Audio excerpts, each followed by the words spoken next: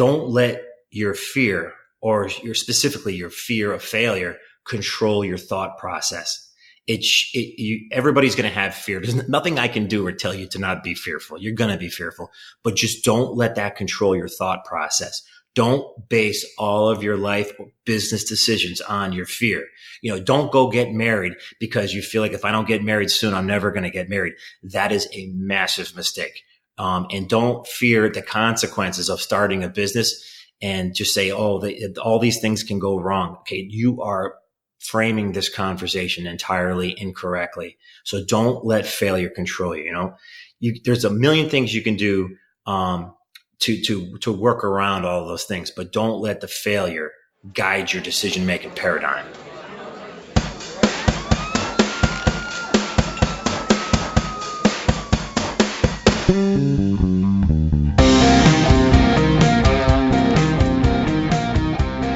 Hello, folks, and welcome. Today, I'm thrilled to be joined by Matt Pelletier in the Mastermind. Matt is the author of Embracing Failure, a book in which he shows you how to shake off the paralyzing effects of fear and move toward what you want most. So, Matt, welcome to the Mastermind, my friend. Thanks for having me, Brad. Good to meet you. Yeah, you as well. And just talking to you a little bit before we hit record here, I think that what you write about, what your experience has been, is going to lend itself very well to helping drop some knowledge to me and the listeners who are aspiring entrepreneurs, early stage entrepreneurs, and people thinking about getting in that world. So before we dive into this concept of embracing failure, would you mind just sharing a little bit about your background and your entrepreneurial experience? Yeah, absolutely. So my background is I grew up in rural Connecticut, very modest background to say the least. I grew up on a dirt road in a small house with plywood floors. And I guess I'm sort of your serial entrepreneur. Started off at the very bottom. The reason I got into entrepreneurial and business is because I was not really happy with my situation that I had. And the only way I found a way out was to get into business, generate income. So basically 14 years old, somewhere around like 14, 15, I started my first businesses, the basics that a 14-year-old kid is qualified to do, like painting, lawn, Yep. You know what I mean? Lawn mowing, dishwasher. I lied about my age when I was 14 because, obviously I have no ID. So how do you check that? And that was a while back. So I got a job washing dishes. Then I got a job as a construction laborer, which was a big step up for me. And so always in different businesses, always trying to generate income. I played in a lot of rock bands. I'm a musician. So I played in bands in high school and college. I still play, obviously not professionally anymore. And that was another source of income and fun. I did it for fun, but it was a job. It was a night job when I got to college, and it was pretty cool. I don't know. I guess I fit the traditional model of the kid with the lemonade stand. Yeah. You know what I mean? I think all entrepreneurs had a lemonade stand, right? So I think you had to either have a lemonade stand before age 10 and mow lawns before age 12. And then if you fit that criteria, boom, you're destined for success. You're Jeff Bezos, right? That's it. So no, I was just, I didn't have a actual lemonade stand because I lived in the middle of absolute nowhere.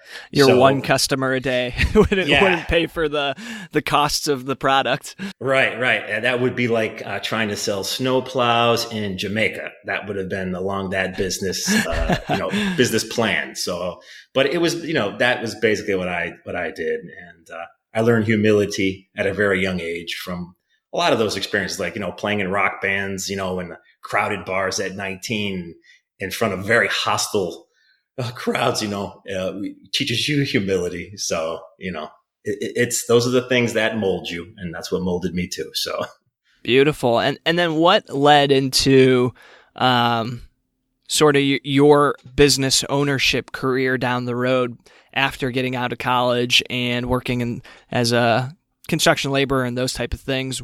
Where'd you get your start with your first, I don't want to say legitimate business because a rock band definitely is, but after the college years? Yeah. So, So I worked construction through, my late years in high school and through college part-time. I had to work through college. The goal was to go to law school.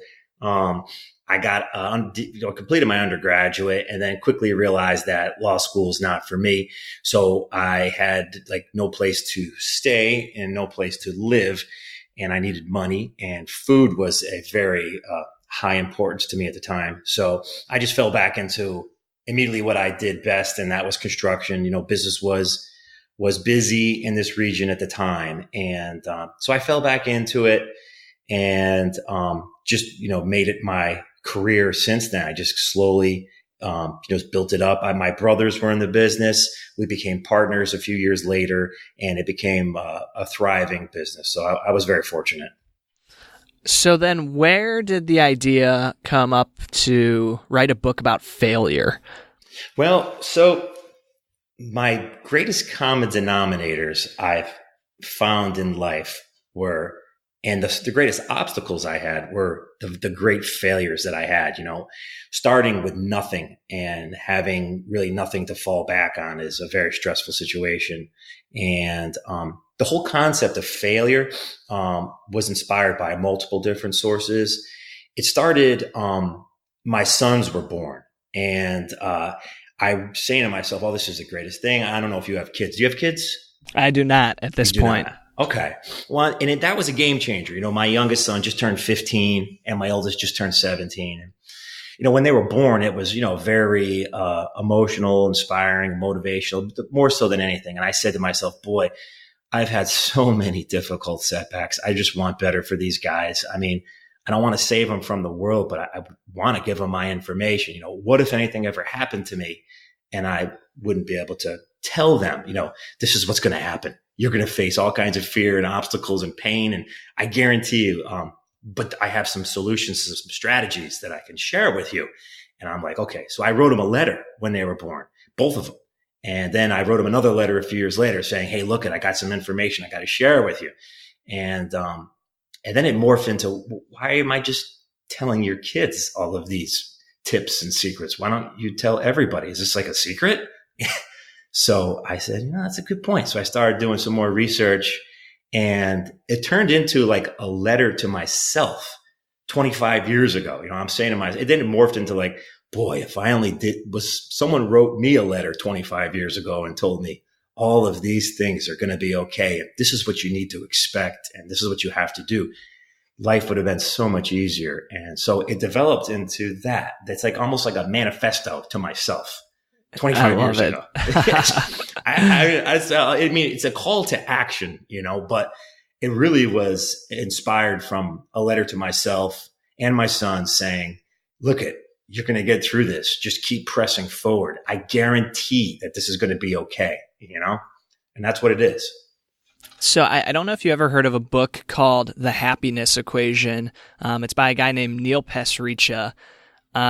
His book, he's been on the show as well, started the exact same way. He was on his honeymoon, found out on his honeymoon that his wife was pregnant, and on the flight home started writing a letter to his unborn child, and that became his book and has had massive success. So what I'm getting from this is you have to write a letter to your kid, and that's going to be a book. Yeah, I guess. Yeah, that's cool. I just wrote it down. Happiness equation. It could be, and it's whatever inspires you, Right. And it seems like that's a common denominator with individuals who do have kids and that legacy component. But I think that people, even if they don't have kids, can get that by going through exercises like writing a letter to your future self or writing a letter to your, this was one I just heard, was write a thank you letter from your future self to your current self for the work that you're putting in now. And just a way to kind of pull you out of your own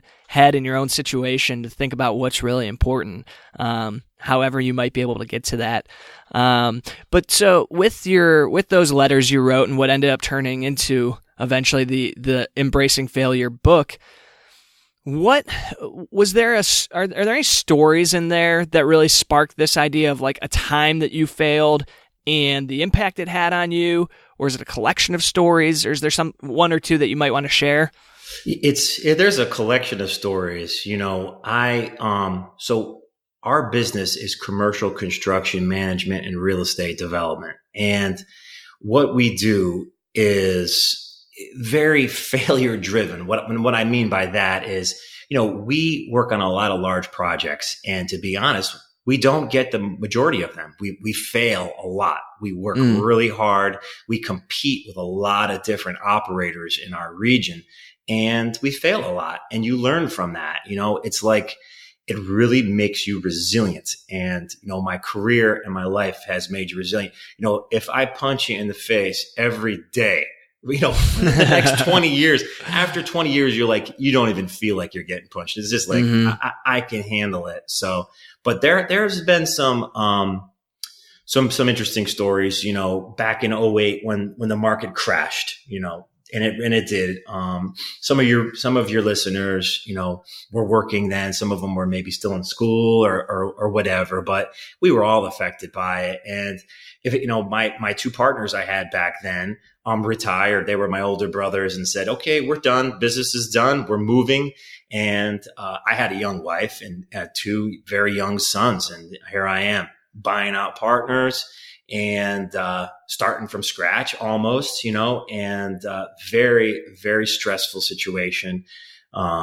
Business and all businesses were cut in half, and I had to, pick up the pieces, pivot, make changes, and learn from the failures. Some of them, almost none of them were caused by us. It was just a circumstance. That was a real challenge. And that's how I became to, be the sole proprietor. Now I'm a principal in, a large commercial construction outfit. And it was that setback that put me where I am today. Fast forward 11 years later, I'm in an amazingly much better situation from that. It just took time. Right. And time, that's a great call out, because a lot of times that's the greatest ally we have. And I know one thing I struggle with is I always feel like I need things to happen right now. And I know millennials have been accused of having that mindset of instant gratification and wanting things to happen very quickly. But I think it's really less so a generational aspect, but more so just a human thing that you want things to happen quickly. But now we are constantly bombarded with stories of people being a quote unquote overnight success, which I don't believe truly exists. There's a lot of hidden work that hadn't been seen for the last 10 years for any overnight successes. But I fall victim of that, where I want things to happen very quickly, but sometimes it just requires putting the time and the effort in, and things do happen eventually. But do you have any other thoughts on that, or could you dive a little deeper on time? Oh yeah, I could definitely. So I've heard that on, other podcasts and young people. I speak in front of a lot of young people in schools, and, the mindset is that, I can get into a tech startup and I can create the next awesome app, flip it in, 24 months, and I can, it's an IPO, and in 3 years I'm worth millions of dollars. So I'm going to be your guest that is going to be contradictory towards that, because it simply was not my path. And the people I do business with, that wasn't their path either. So it has been a long, slow grind, and it's been difficult. There's been setbacks. I've had a great deal of success. I can't say that I haven't, but the overnight success thing, that is not this guest on podcast. This is the lemonade stand guy who's been doing the same thing for, almost 30 years, who, I became very successful, but it's every single day. I'm always trying to do something to better my situation. And I know there is no shortcuts. And what happens is when people want that quick, hit, or they want that, overnight success, a lot of times there's a shortcut involved, not all the time, but a lot of times. And that shortcut is going to undermine your goal. So be very careful about the quick hit and doing something that it comes so easy. If it's so easy and it can happen so simply, then how come a guy like me, who has a lot of resources, won't jump in there and go do it myself? Right. No, and I think that you make a good point of every single day you're in there trying to do something to better yourself, your business, your situation. And overnight successes or those quick hitters, there's a reason that they become Hollywood movies and that you hear them on interviews on the biggest podcasts and on the news and things like that, because they're so freaking rare that when they do come up, they elevate to the top. And there's that survivor bias that also happens there, that people then see that and think, oh, that could be me. But I think that's why I love having you on the show, because you can talk about your longer term approach, which definitely panned out for you, and share that story and how you overcame those failures, which I love because it's the much more realistic and an achievable approach. It is, you know what? And I forget who I was speaking. I was talking with I got asked to speak at a college like 2-3 months ago, and it was for kids, like I forget, the director of this department had me come in. These are kids that were having a hard time with college, and they wanted someone to come in with my background that you're asking me about. And they're all, 20-year-old kids or whatever. And, they want me to discuss, they're all looking for the quick, easy solution way out. And I'm like, okay, I'm not going to be a breath of fresh air for you guys. It's like, this shit takes a long time, brother. And I can guarantee you this: if you continue to work your ass off and you stay focused at your age, there is literally nothing that I can do to stop you from being successful. And, if you look at it, if you just listen to my words, I would actually bet that you're going to be successful than if you're not going to be successful, as long as you have that work ethic and you keep on pressing forward, especially being young, because, I didn't understand the value of a young person who's a hard worker. And until I got a little older, and I realized that, holy smokes, even my business, I have a lot of older people with a lot of experience that are working in with me, but without new young people, my business will die. It will absolutely die. So I have to bring in young, smart people. So now what do? I'm always on the lookout for young, hardworking, smart people who can come in and bring your generation, which is just a few years younger than me, in. And you know what? In a few more years, we're going to need younger people. So we always need them. So with that being said, there is a huge opportunity for your group out there. You just got to want to work for it. But being young and being hardworking, my God, the opportunities are endless right now. Yeah, and I think one of the aspects that really holds people back, even if they are a hard worker, is what you write about, and that's the fear of failure. And so many people are paralyzed by this idea of failure, that they don't take the actions that could ultimately get them into, building a great business or the situation that they dream of. Why do you think people are so paralyzed to the point of inaction by just the concept of failure? So, yeah, that's a good question. So the fear of the unknown, that seems to be a very common denominator, uncertain future, and that's life, right? I don't know what the future holds. I don't know what mine does either. So, and then the negative consequences associated with failure. What if something happens and I have no safety net? But the question people should ask themselves is, do you really have a safety net right now?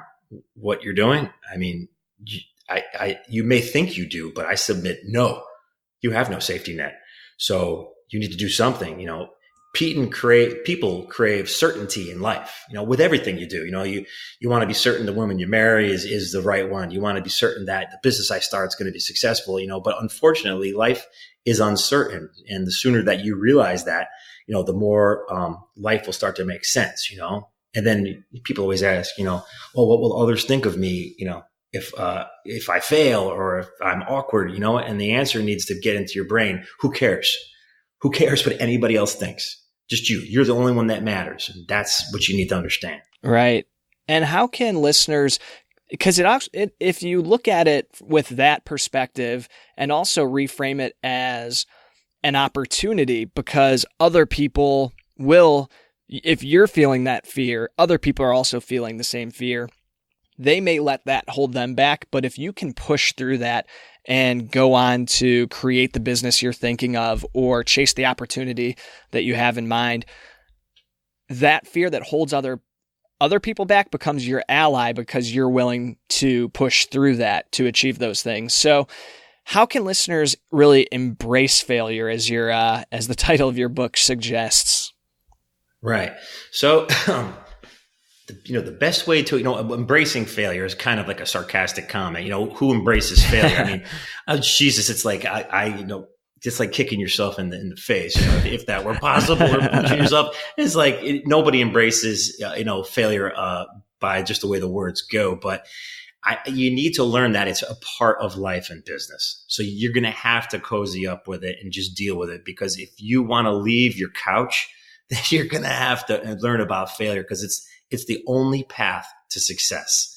So I think identifying what the worst case scenario would be if you utterly fail at whatever it is that you're attempting, and then evaluate it.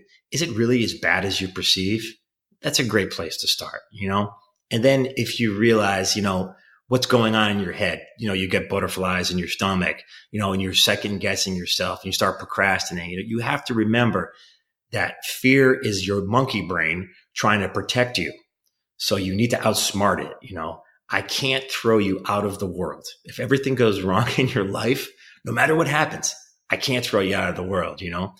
Humans' natural response to any perceived threat is to protect yourself and play it safe so you can live another day. Well, the world has changed and your brain has not. So you need to understand that. Yeah, I mean, it really helped us when there was the legitimate threat of a saber-toothed tiger jumping out of the bush and attacking you and your family.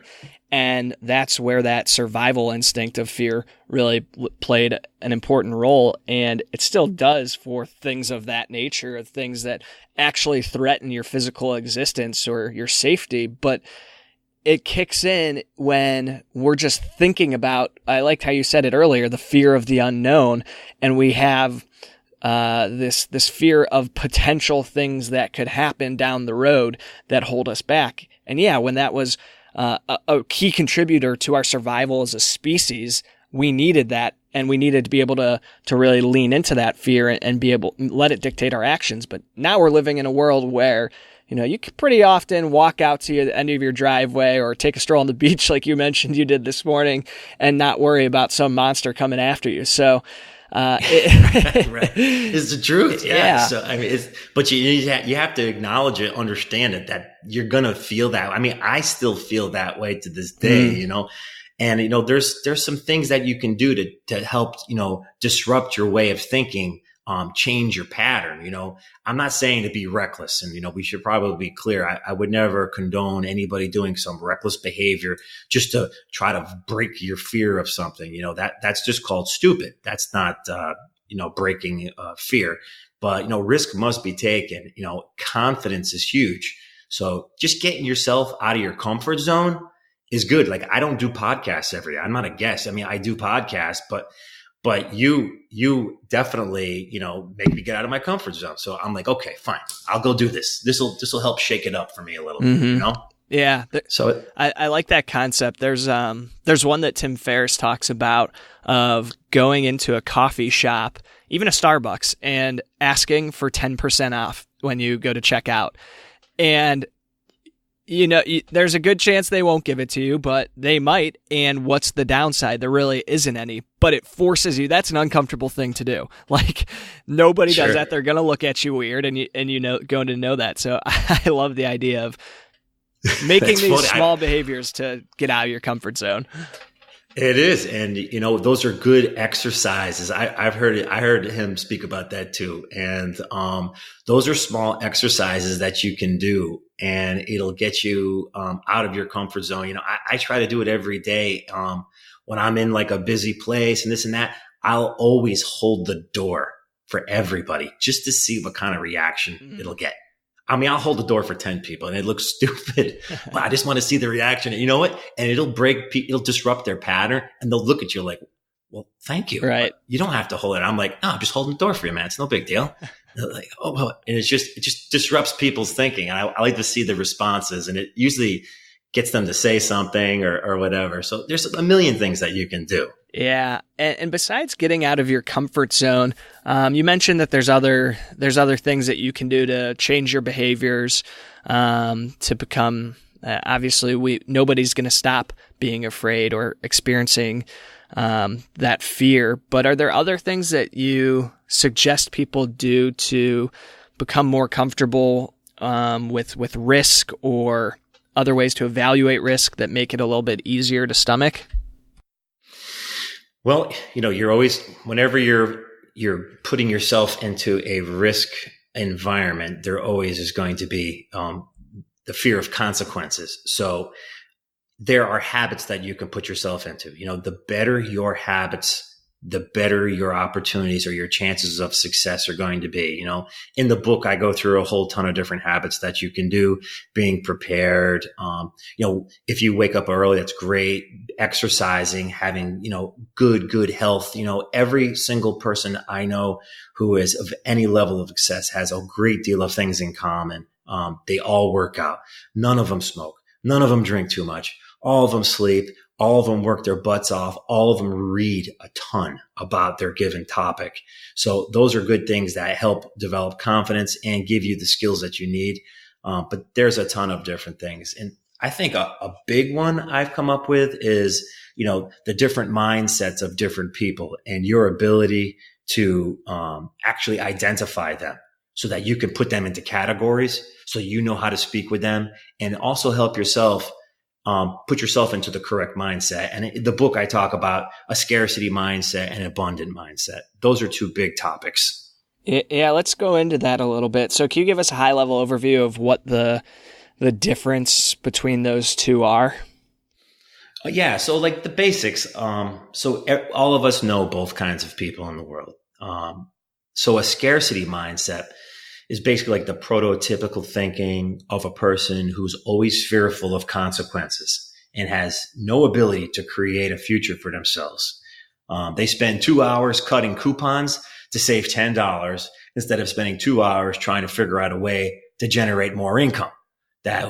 Who cares about coupons? You know what I mean? Enablers frequent that mindset. Enablers, their thinking is it's always someone else's fault. All the things that go wrong in the world or go wrong with me, it's always as resultant of someone else's behavior. And therefore I should not take ownership of my situation. That's a scarcity mindset. And it should be known that I don't think a single entrepreneur in the world has a scarcity mindset. That would be a first. If you could find that one, I want to find that unicorn. Show me that one. That would be interesting. But an abundant mindset are people that are always considering ways to advance their situation. Everything's an opportunity to advance your situation for the positive. There's always a solution. The glass is always half full. Entrepreneurs frequent this mindset. I know it. I tell everybody at work, basically problem solvers. That's the key right there. Always pressing on to a solution. The law of attraction. I'm not sure if all your listeners know about the law of attraction, but I tell you what, it's a real thing. And read about the law of attraction. It happens. Having a positive mindset is great. And abundant people, the most successful people I've met they're all abundant, but they're just the best problem solvers at their given occupation. And that's huge. Everybody has to have a problem to solve. And I think when you adopt these different mindsets, you also, kind of fitting in with the law of attraction, you're subconsciously impacting your outcome by having these different mindsets. Because, for example, scarcity, if you expect things to go wrong, have a little bit more of a pessimistic outlook, and don't see the world as this abundant place with all these opportunities, then when things go a little bit wrong, you're immediately going to go to, see, I told you so, I knew it wasn't going to work out. And you'll fall into this trap where it perpetuates itself, versus the opposite, where you do have that eye for opportunity, you have that optimistic outlook, you're looking for, that there's so many things that could present themselves as opportunities that when they do, you're ready to move on those and take action. And when things don't work out, going back to the failure piece of it, you know there's other things on the horizon that will show themselves and other opportunities out there. So you continue to work hard and don't just crawl up into a little ball and bury yourself in a hole. So I love where you're going with that. How has having an abundant mindset really impacted your success over the years? Or is I guess a better place to start would be, is that something you've always had or that you've adopted over time? It definitely, and is a good point that we should talk about. So you can adopt that mindset. So let's say that you have a scarcity mindset and you've had some setbacks and you're that person who attaches everything that's gone bad to your life as a look at this is what happened. And this is why. If that's your thinking, you can change that. And there's a number of ways that you can change it. And I tell you what, all of the things that we're discussing, and this has been discussed by other, motivational speakers and some great authors out there. Tony Robbins speaks to this in a number of different ways. All of it has been ripped from the Bible. So prayer, giving thanks, asking for help, all of those things, those are all abundant mindset thinking. So all the things we're saying was written in the best book ever written 2,000 years ago.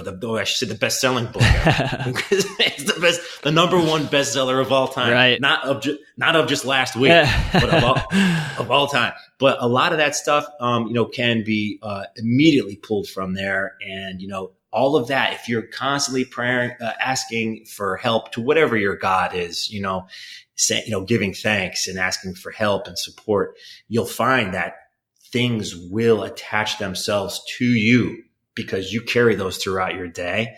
And just being a really good person and being good to others, you'll see people will want to be good to you. And that is the essence of the law of attraction. And I tell you what, it's real, it happens, and it works. Yeah, that's awesome. And if you could go back in time, I'm going to take a little bit of a right turn here. If you could hop in a time machine and take all of this information that you've learned since writing those letters to your boys, 15 and 17 years ago, is there anything new that you've learned from your experience over these past 15 years that you would go back and put into those letters that maybe you hadn't? Or if you had it in there, maybe you would really put an exclamation mark on there that, yeah, this is damn important. Make sure that you pay attention here. Yeah, no, I definitely. So there would be a whole bunch of things. So in this space, I would say, don't let your fear or specifically your fear of failure control your thought process. Everybody's going to have fear. There's nothing I can do or tell you to not be fearful. You're going to be fearful, but just don't let that control your thought process. Don't base all of your life or business decisions on your fear. Don't go get married because you feel like if I don't get married soon, I'm never going to get married. That is a massive mistake. And don't fear the consequences of starting a business and just say, all these things can go wrong. Okay. You are framing this conversation entirely incorrectly. So don't let failure control you. There's a million things you can do, to work around all those things, but don't let the failure guide your decision-making paradigm. Yeah, that's one that in my own life I've tried to be conscious of. It definitely takes practice, but a lot of times when there's big decisions that I'm making, I ask myself, am I arriving to this decision because I'm running towards something or running away from something? And a lot of times that's an indicator that if I'm running away from something, it's more fear-driven and it's not coming from that abundant mindset. It's more of this yielding to the fear inside, and typically doesn't have my future interest necessarily in mind. It's more of a in the present moment, going back to that fight or flight mode type decision making. So I love that advice to yourself and to your boys. Yeah, no, it's definitely, it's not easy. So you can't let the failures, and just remember, when you do have failures, you basically just paid for a really expensive education. So now is your time to apply that education, make a change, and continue forward. And that's the key. And if the price of my education that I've paid over the last 25 years, I could have gone to Harvard 10 times. You know what I mean? And it's like, I don't look backwards and kick myself in the ass and say, oh my God, look at these expensive financial mistakes you've made. I look at them as, hey, look, I know exactly how not to ever do that again. And guess what? I'm never going to do that again. So, you got to laugh at it and say, okay, those were some really dumb mistakes. But, at least I was trying something, right? Yeah. No, absolutely. So, yeah, that's how you got to look at it. So, hey, try something. If it doesn't work, you try something else and you just keep on trying. And, you're going to get beat up a little along the way. I'm just telling you it's going to happen, but you're going to survive. And if you keep pressing, I can guarantee you're going to be successful. You will be, without a doubt. I think that's a beautiful place to start to wrap it up. Matt, if people are interested in checking out the book or learning more about you, where would you point them on the web? Yeah, so Embracing Failure is out right now. I would probably point you towards Amazon to get the book. So it's Embracing Failure by Matt Pelletier. It made bestsellers list last week, so we were really excited about that. That was awesome. Also, yep. I do write a blog for our company, Pelletier Construction Management. You can go there, sign up for the blog and see what we have going on there. And, my door is always open for any young people that have any questions or anybody who could use help. Love to hear from young, awesome, hardworking people like yourself. Because just like I was saying before, without you guys, the future is looking very dark. And you know what? I've talked to so many young, awesome, hardworking entrepreneurs. I'm so totally amped up to see what the future holds for all of us. Well, Matt, thank you so much for being here. We appreciate you sharing some of the lessons you've learned over the years and some of the advice that you hold near and dear to your heart. So thanks for being here. Thanks for having me, Brad. I really appreciate it, man.